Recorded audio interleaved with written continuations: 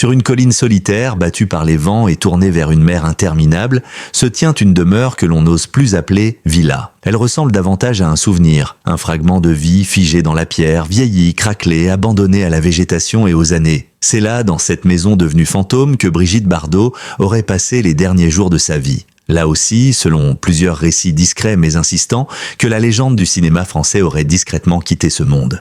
La demeure n'apparaît dans aucun guide, n'est mentionnée dans aucun circuit touristique officiel. Pourtant, pour les habitants du littoral tropézien, elle constitue un lieu chargé de récits, de non-dits, d'histoires murmurées au détour d'un café, d'un marché, d'une plage désertée. La maison Bardot, comme ils l'appellent, est à la fois un symbole de gloire, de déclin, de mystère et de solitude. Une villa autrefois éclatante, aujourd'hui livrée à l'oubli. Lorsque Brigitte Bardot acquit cette propriété dans les années 1960, la région vibrait d'une énergie nouvelle. Le cinéma français s'était en pleine métamorphose et Bardot, déjà icône internationale, cherchait un refuge à l'écart du tumulte des plateaux de tournage.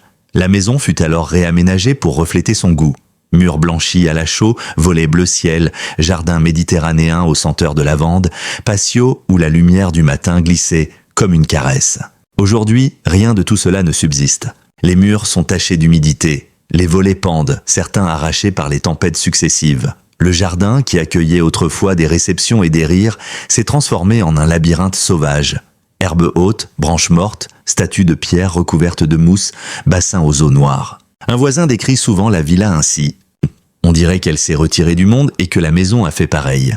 La déchéance des lieux semble presque intentionnelle, comme si Bardot, lassé du culte de l'apparence, avait souhaité s'entourer d'un paysage qui ne ment pas. Un paysage brut, sans maquillage, sans retouche. Brigitte Bardot est l'une des rares célébrités à avoir volontairement abandonné son statut de star au moment où elle aurait pu en retirer le plus grand profit. À partir des années 1970, elle le dit clairement. Elle ne supporte plus les projecteurs, la presse, les attentes impossibles. J'ai été un objet qu'on regarde.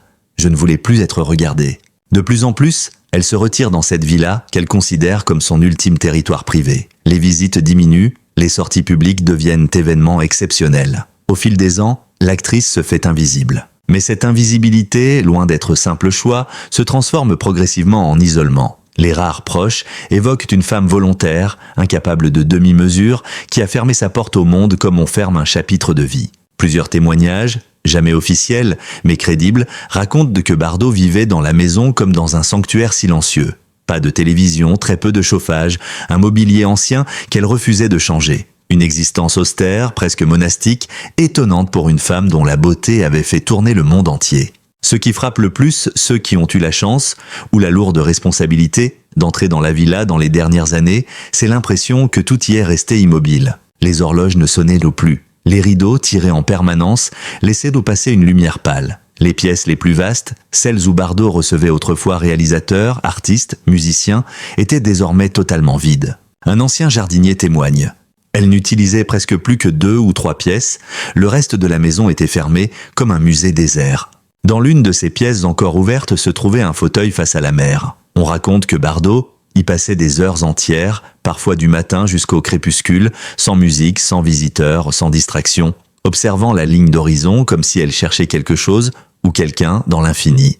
La piscine, qui avait jadis accueilli des séances photos légendaires, n'était plus qu'un bassin vide, fissuré, où poussaient des herbes sauvages.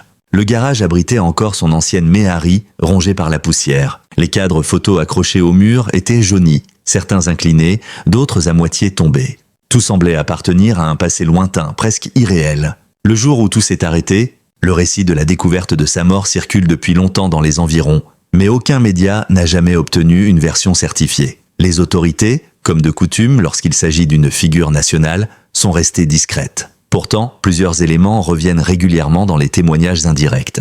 Un matin, les livreurs ont remarqué que les colis laissés devant le portail n'avaient pas été récupérés depuis plusieurs jours. Le courrier s'accumulait, il n'y avait pas de bruit, pas de lumière, pas de mouvement. Une inquiétude s'installe. À 89 ans, Bardot est fragile, vulnérable. Les secours sont finalement appelés par un proche inquiet. Les gendarmes pénètrent dans la maison, non sans difficulté. La porte principale semble bloquée par les courants d'air et l'humidité. À l'intérieur, ils découvrent un silence total.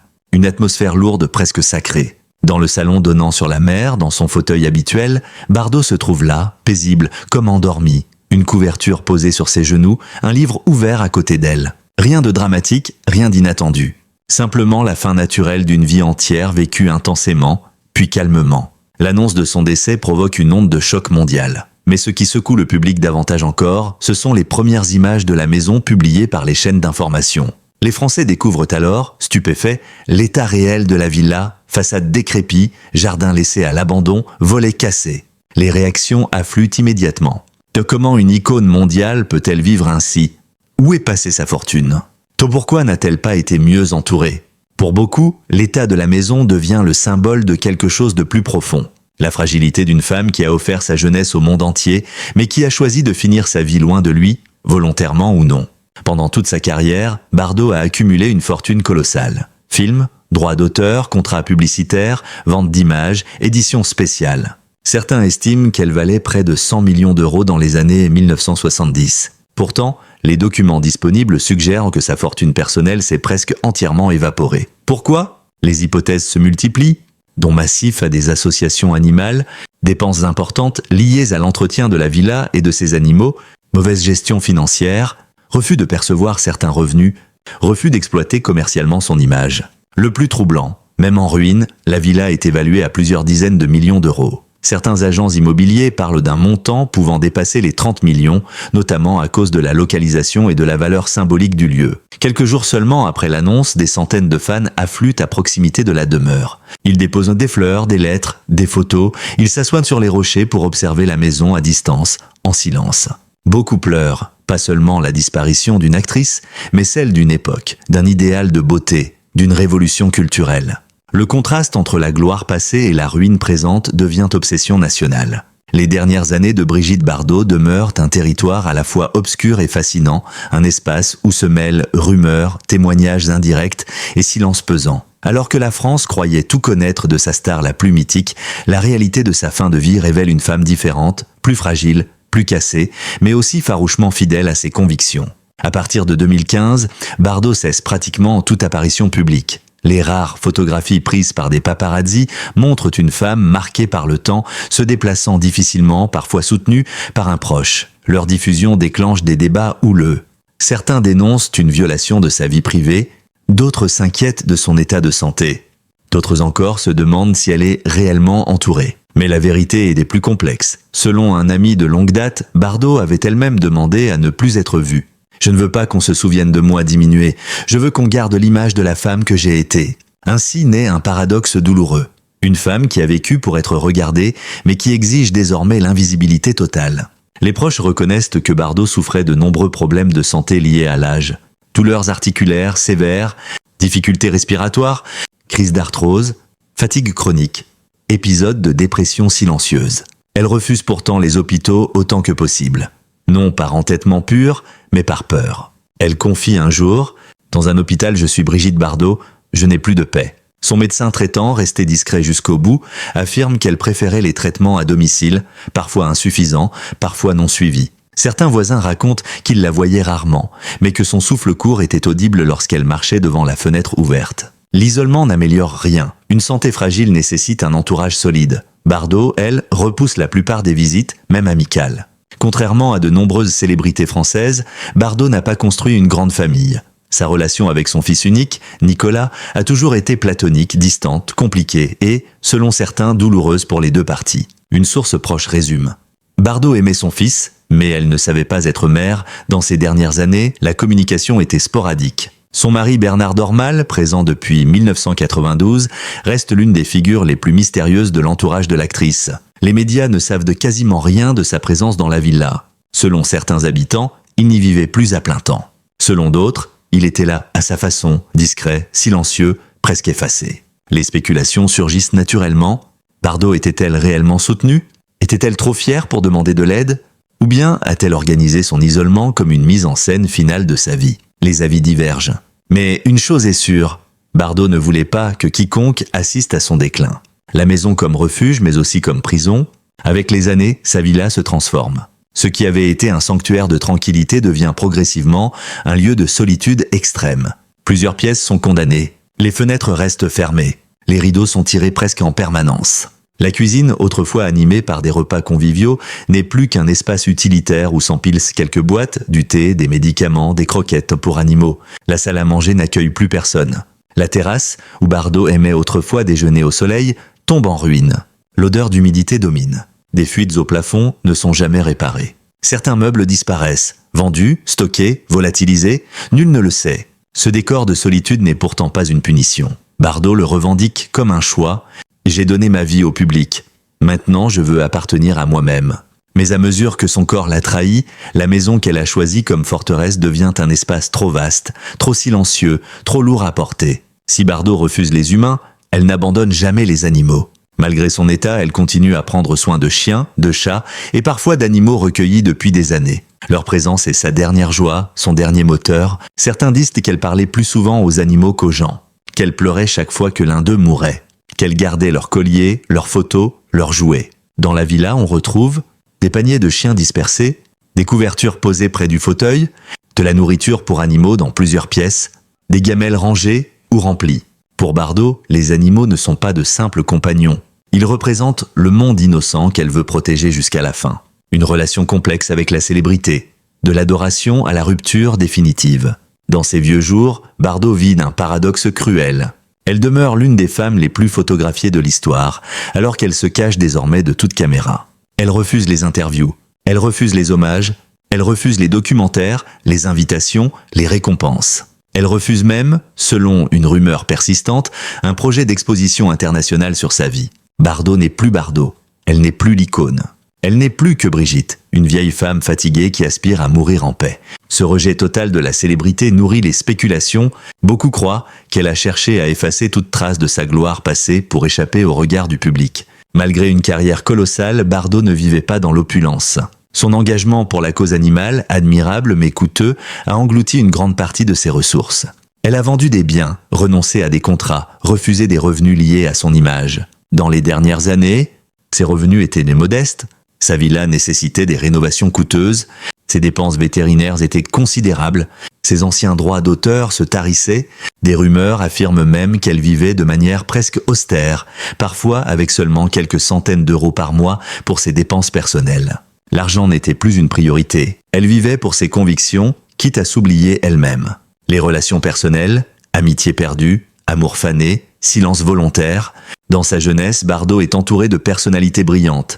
Acteurs, musiciens, réalisateurs, écrivains, photographes. Mais dans les dernières années, la plupart de ses amis ont disparu. Certains morts, d'autres éloignés par la vie, d'autres encore exclus volontairement. Bardot ne garde contact qu'avec une poignée de personnes de confiance. Elle ne reçoit presque plus personne. Les rares visiteurs parlent d'une femme émotive, parfois douce, parfois irritable, souvent fatiguée. Elle consacre peu d'énergie à parler, beaucoup plus à écouter ou à se taire. Sa solitude devient sa manière d'exister. Un choix assumé, mais une souffrance silencieuse. Une peur permanente, l'invasion médiatique. Sa plus grande angoisse, être photographiée contre son gré dans son état fragile. Elle craint les drones, les paparazzis, les curieux, les journalistes insistants. La villa entourée d'arbres devient son rempart naturel. Elle vit presque dans la pénombre, non par dépression, mais par nécessité de protection. À plusieurs reprises, elle confie à son médecin qu'elle sent une menace extérieure, un monde qui guette son affaiblissement pour en faire un spectacle médiatique. Cette peur joue un rôle crucial dans son isolement. Une préparation presque consciente de sa fin. Les derniers mois, selon plusieurs sources, montrent une Bardot étrangement sereine.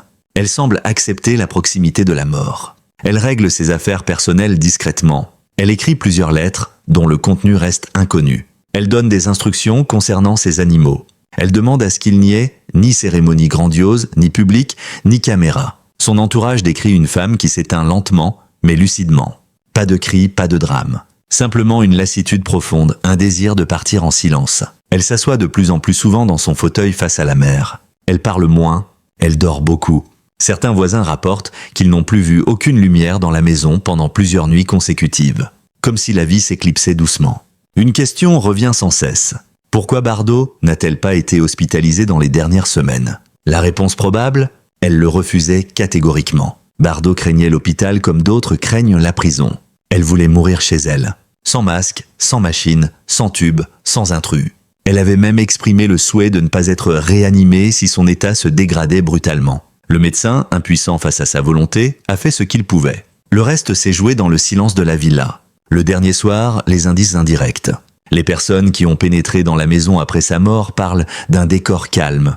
Un livre laissé ouvert, une tisane tiède, une couverture soigneusement posée, des animaux couchés à ses pieds, aucune lutte, aucune panique, aucun signe d'effondrement brutal. Tout indique qu'elle est partie en douceur, en regardant la mer, fidèle à son rituel quotidien. Un contraste saisissant, la fin tranquille d'une vie tumultueuse.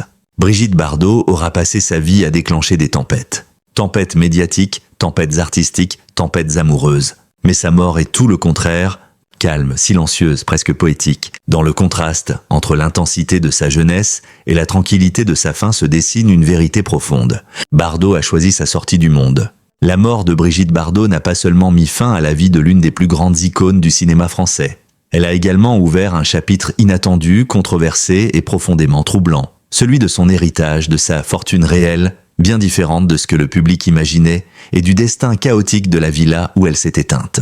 Pendant des décennies, Bardot fut considérée comme l'une des actrices les mieux payées d'Europe. Les films et Dieu, Créa la femme, Le mépris, La vérité, ses contrats publicitaires internationaux, ses apparitions publiques, ses photos iconiques vendues dans le monde entier. Tout cela aurait dû faire d'elle une multimillionnaire. Le public imaginait des dizaines de millions d'euros, des comptes offshore, des propriétés secrètes, un patrimoine immense. Mais au lendemain de sa mort, les premiers documents révélés, partiels, incomplets mais authentiques, font apparaître une vérité choquante. Brigitte Bardot est morte avec une fortune personnelle bien inférieure à ce que l'on croyait. Où est passé l'argent ? 3 explications principales émergent.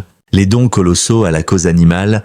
Bardot n'a jamais caché qu'elle donnait énormément d'argent à sa fondation et à diverses associations. Mais ce que l'on ignorait, c'est l'étendue de ces dons. Selon certaines estimations confidentielles, elle aurait versé plus de 80% de ses revenus personnels à la protection animale au cours de sa vie. Ses maisons, ses voitures, ses objets de valeur ont été vendus au fil des décennies pour financer des refuges, des campagnes internationales, des sauvetages d'animaux maltraités, des centres vétérinaires et même des opérations chirurgicales coûteuses pour des animaux en danger. Ce choix, admirable mais radical, a profondément réduit son patrimoine. L'absence totale d'exploitation commerciale de son image, contrairement à Marilyn Monroe, Audrey Hepburn ou Grace Kelly, Bardot a toujours refusé que son image soit utilisée pour des produits dérivés après sa carrière. Elle a également refusé de toucher certains droits d'auteur sur des rééditions de films ou des affiches emblématiques. Une décision qui lui coûte, sur 20 ou 30 ans, des dizaines de millions d'euros. Des coûts d'entretien énormes. La villa elle-même,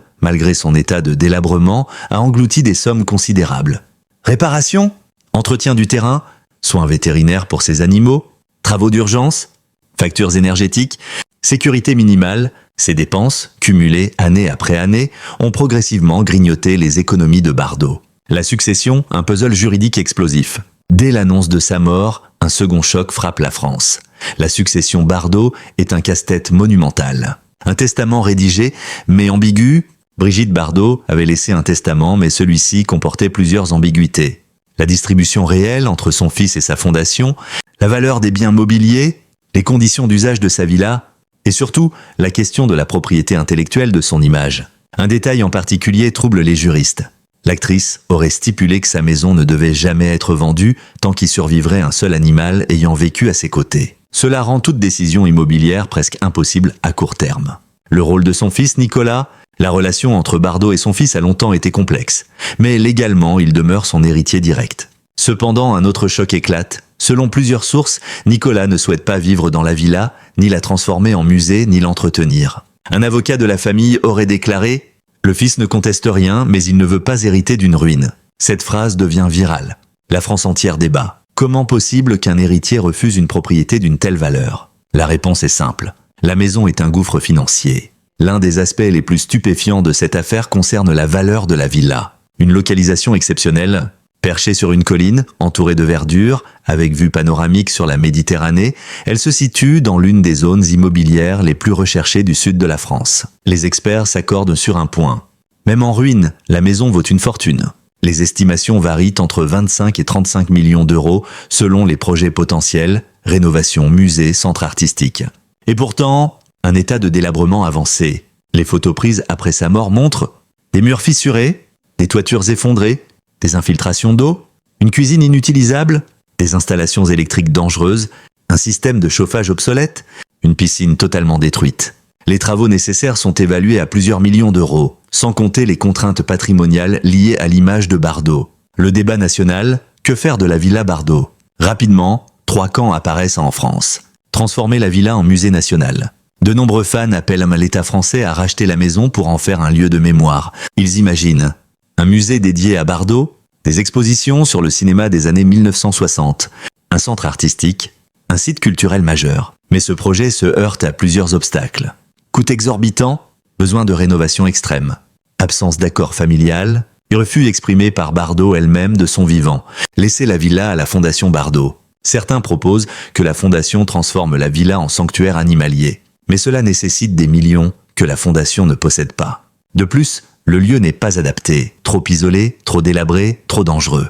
Vendre la villa à un acheteur privé, c'est la solution la plus logique, mais aussi la plus controversée. Un milliardaire pourrait racheter le bien et le restaurer. Mais nombreux sont ceux qui s'opposent à cette idée. La maison de Bardot ne doit pas devenir une résidence de luxe pour millionnaires. Le débat se transforme en bataille idéologique. Un héritage moral plus lourd que l'héritage financier. Bardot n'a pas seulement laissé derrière elle une maison et une fortune en déclin. Elle laisse aussi un héritage culturel, artistique et philosophique immense. L'héritage artistique. Bardot a changé le cinéma mondial. Révolution féminine, nouvelle sexualité filmée, incarnation de la liberté, icône de la beauté naturelle. Son influence dépasse largement la France. L'héritage politique.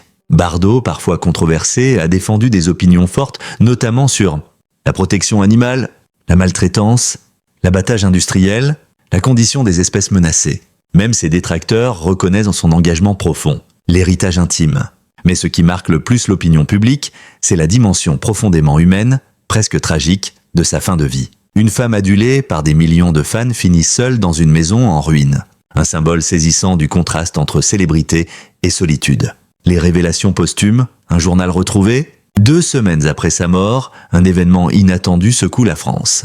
Un ancien employé affirme qu'un journal intime aurait été trouvé dans la maison. Les médias s'enflamment. La famille nie.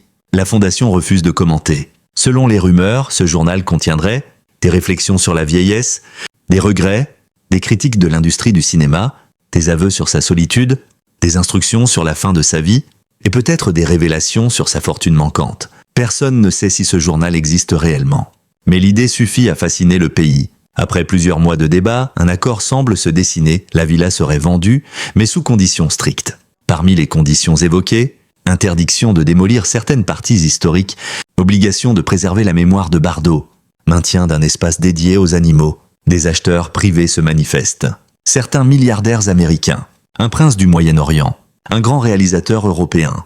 Mais la France hésite. Doit-on laisser partir un morceau de son histoire nationale? Avec la mort de Brigitte Bardot, une époque se clôt définitivement. Mais son héritage, artistique, culturel, moral, continue de vivre. La villa où elle a rendu son dernier souffle devient un symbole national. Un lieu de mémoire, de débat, d'émotion, de contradiction, et au centre de tout cela une vérité s'impose.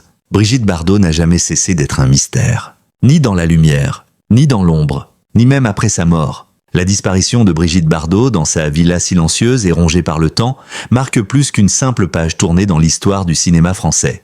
Elle incarne la clôture d'un chapitre entier de la culture européenne. Un chapitre fait de beauté flamboyante, de scandales flamboyants, de révolutions artistiques et sociales, mais aussi d'une fragilité humaine rarement montrée au grand jour. Son dernier souffle dans cette maison abandonnée ne représente pas seulement la mort d'une icône. Il symbolise l'ultime fuite d'une femme qui n'a jamais réussi à trouver sa place dans un monde qu'il adorait trop fort pour lui laisser respirer. En suivant pas à pas les traces de ces dernières années, solitude choisie, santé fragile, intimité jalousement protégée, on découvre une Bardot que le public n'a pas connue. Une femme qui s'est détachée progressivement de la célébrité, comme un papillon fatigué qui replie définitivement ses ailes après une vie passée dans la lumière brûlante des projecteurs. Une femme qui, malgré une fortune passée grandiose, a choisi la simplicité la plus radicale. Une femme qui, au moment où d'autres s'accrochent à la jeunesse perdue, à la notoriété ou aux artifices, a décidé de retourner vers l'essence même de son existence, la liberté. Cette liberté, Bardot l'a voulue jusqu'à son dernier souffle. Elle l'a revendiquée en refusant l'hôpital, en s'enfermant volontairement dans sa maison, en choisissant d'ignorer les attentes, les demandes, les curiosités du monde extérieur. Même dans la mort, elle impose son identité, sa ligne de conduite, sa manière de vivre et de disparaître. Aucun autre artiste français n'a quitté la scène de façon aussi cohérente avec son propre mythe. Mais paradoxalement, c'est précisément cette façon de se retirer qui la rend aujourd'hui plus vivante que jamais dans la mémoire collective, en laissant derrière elle une maison fantôme, un héritage juridique complexe, une fortune évaporée, une succession d'interrogations sans réponse. Elle nourrit un nouveau cycle de fascination, comme si Bardot, même absente, parvenait encore à capturer les regards. Sa villa délabrée, perchée sur la colline, devient un monument involontaire, un miroir brut reflétant la fragilité humaine derrière l'idéal de la star. On y voit la fragilité du temps, l'irréversibilité du vieillissement, mais aussi l'étrange beauté d'une existence revendiquée jusqu'au bout. Et dans ce paysage silencieux, baigné par la lumière pâle de la Méditerranée, on entend encore murmurer l'écho de la femme qu'elle fut. Rebelle, intense, libre, indomptable, Brigitte Bardot a toujours refusé d'appartenir à quiconque. Pas au cinéma, pas au public, pas aux hommes qui ont tenté de l'aimer, pas à la société. Elle s'est construite seule, elle s'est retirée seule, et elle a quitté ce monde dans cette même solitude assumée, avec la dignité âpre qui la caractérisait. Et pourtant, dans cette solitude, elle n'était pas vraiment seule. Elle était entourée de ses animaux, de ses souvenirs, de ses combats, de son histoire et de l'admiration profonde de millions de personnes qui, même sans la connaître, ont été touchées par son parcours. Car Bardot n'est pas une star comme les autres, elle est un repère culturel. Une figure que l'on admire, que l'on critique, que l'on analyse, que l'on raconte encore et encore. Une figure qui traverse les générations. Son héritage financier peut être en ruine, sa maison peut être envahie par les ombres, mais son héritage émotionnel et symbolique, lui, demeure intact. Il ne se mesure pas en millions d'euros, en biens immobiliers ou en objets précieux. Il se mesure en regards, en émotions, en souvenirs gravés dans l'histoire du cinéma, dans l'art mondial, dans le cœur de ceux pour qui Bardot fut plus qu'une actrice. Un souffle de liberté. Aujourd'hui, alors que la Villa Bardot attend son destin, vente, restauration, transformation ou simple préservation, une chose reste certaine. Ce lieu sera marqué à jamais par la présence de la femme qui l'a habité. Peu importe ce que deviendront ses murs, ses fenêtres, son jardin sauvage ou son vieux fauteuil face à la mer, l'esprit de Brigitte Bardot demeurera là où elle a choisi de vivre, de vieillir et de mourir. Les légendes ne disparaissent jamais vraiment. Elles changent de forme. Brigitte Bardot n'est plus parmi nous, mais son mythe, lui, commence une nouvelle vie. Une vie où l'on raconte non seulement la jeune femme aux boucles d'or qui envoûtait les caméras, mais aussi la vieille dame solitaire qui affrontait le temps avec une force bouleversante. Une vie où l'on idéalise plus seulement la beauté, mais où l'on reconnaît enfin la complexité, la douleur, les contradictions, les sacrifices et les choix d'une existence façonnée par le courage d'être soi-même. Et parce que cette histoire n'est pas seulement celle d'une femme, mais celle d'une époque entière, d'un cinéma, d'une culture, d'une société en mutation, elle mérite d'être transmise, commentée, analysée, préservée. C'est ici que vous entrez en scène. L'appel à l'action, rejoignez notre communauté et soutenez le journalisme narratif. Si vous avez aimé ce récit, si vous souhaitez continuer à découvrir des enquêtes longues, des biographies détaillées, des analyses culturelles rares ou des histoires poignantes sur les célébrités, les artistes, les icônes et les destins brisés, alors je vous invite chaleureusement. Abonnez-vous à notre chaîne YouTube. En vous abonnant, vous soutenez un travail journalistique indépendant, approfondi et sérieux. Vous encouragez la création de contenus longue durée, narratifs et documentés. Vous accédez à des vidéos exclusives, des récits immersifs, des dossiers complets. Vous faites partie d'une communauté passionnée par le cinéma, les personnalités, le storytelling et l'analyse culturelle. Activez la cloche de notification pour ne manquer aucune enquête, aucune histoire, aucune révélation. Laissez un commentaire, votre avis compte. Partagez vos impressions, vos souvenirs liés à Brigitte Bardot, vos réflexions sur la célébrité, la solitude ou sur la manière dont la société traite ses icônes. Likez et partagez la vidéo, plus nous partageons, plus nous faisons vivre la mémoire de ces figures fascinantes. Un dernier mot pour Brigitte Bardot. Que l'on ait admiré ou contesté son parcours, Brigitte Bardot reste l'un des symboles les plus puissants de l'histoire culturelle française. Une femme libre, imparfaite, entière, vulnérable et magnifique. Sa vie n'a pas été un conte de fées. Sa fin n'a pas été dorée. Mais sa légende, elle, ne cessera jamais de briller. Merci Brigitte. Merci pour les films, les combats, les révolutions, les images, les doutes, les fuites, les refus, les choix courageux. Merci pour la femme que vous avez été et pour celle que vous restez. Et merci à vous, chers lecteurs et spectateurs, d'avoir parcouru cette histoire jusqu'au bout. À très bientôt pour une nouvelle enquête, une nouvelle légende, un nouveau récit qui nous rappellera que derrière chaque star se cache un être humain. Et derrière chaque être humain se cache une histoire qui mérite d'être racontée.